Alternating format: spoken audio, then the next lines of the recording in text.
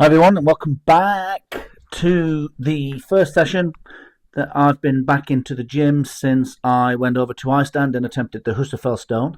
We'll get to that in a short while. And now, I said when I got back that I would be looking to drop a significant amount of weight. At the same time, trying to maintain my bench press roughly where it was and then driving it upwards once I'd got to the goal weight. So anyway, this is the routine that a couple of you will have seen previously. Essentially, it's the same routine that Roger Estep used to do, working up with some low singles up to a heavier weight, not far off current max, but not quite at current max, and then doing 4 or 5 singles and then some flushing sets. So as you can see here, it was the empty bar for a set, 40 kilos for another set, and then here onto 60 for 4 or 5, just trying to feel everything out.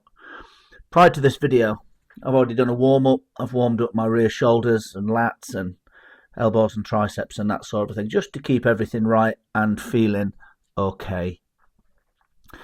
And this essentially will be the point where if all 5 singles can be met, and then the next Monday session, because there are 2 press-in sessions a week in Roger Estep's program, I'll add 2 kilos to the bar and then aim to get back up to that 5 sets and then go again. As you can see here, this is now 140 kilos, got the wraps, wrist wraps and the elbows on, and this will just be for a single 140 kilos.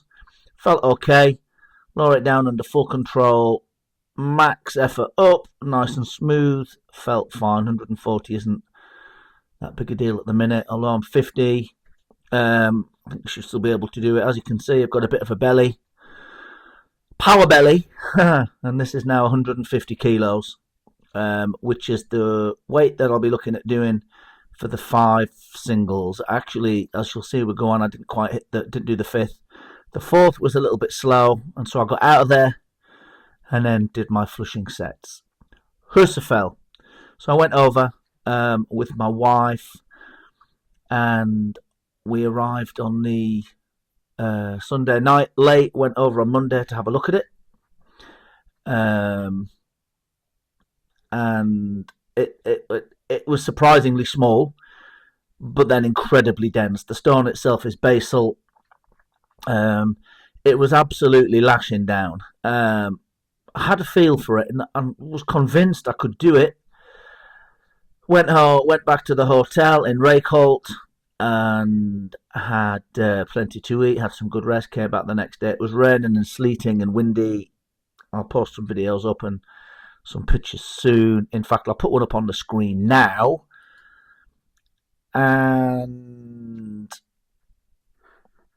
what happened was simply wasn't able to do it because I couldn't get a grip.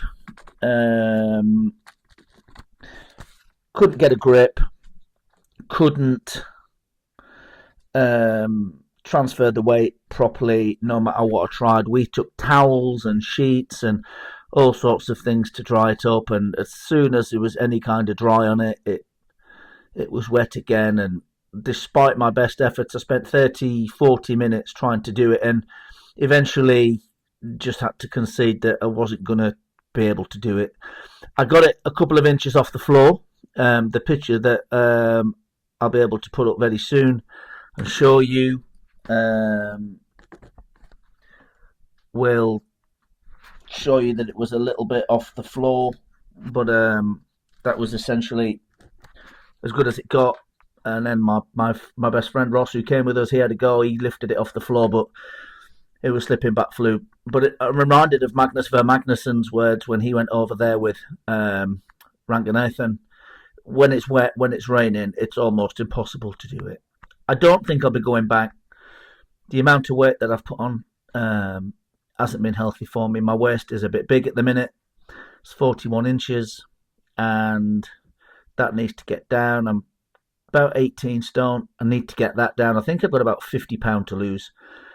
I believe if you are trying to lose weight, to encourage your body to drop fat and hang on to the muscle, there's a few things. Firstly, keep your protein high. For me, that's essential. Keep your fats reasonably high. For me, that's essential. It's not the same for everybody. That's how it works for me. And keep lifting heavy. Your body needs a reason to hang on to the muscle it's got. And if you're encouraging it to hang on to the muscle it's got by lifting heavy, it kind of, for me, in my mind, sends a message that it needs to hang on to it. So I'm also started the carnivore diet today. Although there are so many different variations of it. Mine will be for the remainder of November, red meat. It will be eggs, and I'll allow myself a bit of chicken as well. Obviously, I'll be making sure I get my electrolytes and stay fully hydrated.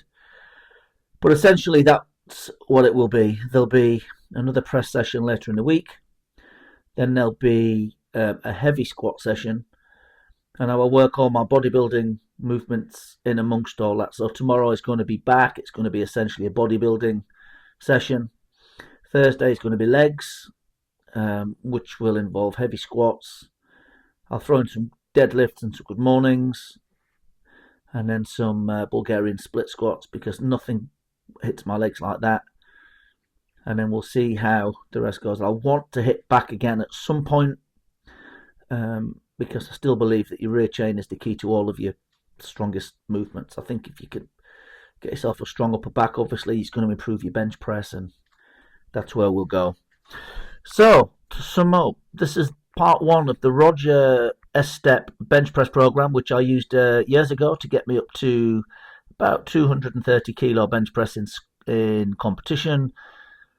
On the carnivore diet, and I couldn't do the Husafell run, to cut a long story short. Anyway, here we are as the last one of the flushing sets, bumping down to 40 kilos. The guillotine press, the one that Vince Garonda used to champion. I really love this. It really puts a big stretch in my pecs. I've got restricted shoulder mobility because my pecs are so tight. And so over time, as I'm able to get into a better position with this, I'll introduce the bow bar at this point to get an even bigger stretch and start to get a little bit of mobility in my shoulders. And then also I'll incorporate pullovers on back day to get that big stretch in the lats, which also will start to help with that shoulder mobility. But anyway, not a long video today, just an 8-minute one, just over 8 minutes, and I hope you've enjoyed it. Thank you to everybody for the message of support on the way over to Husafell. Sorry to have let you all down, but I gave it my best shot, just wasn't good enough on the day. But I'll put a couple of pictures up on here to show you guys that I made a good attempt, and I will hopefully catch you all next time. Stay strong, and I'll stick up another video tomorrow. Catch you later.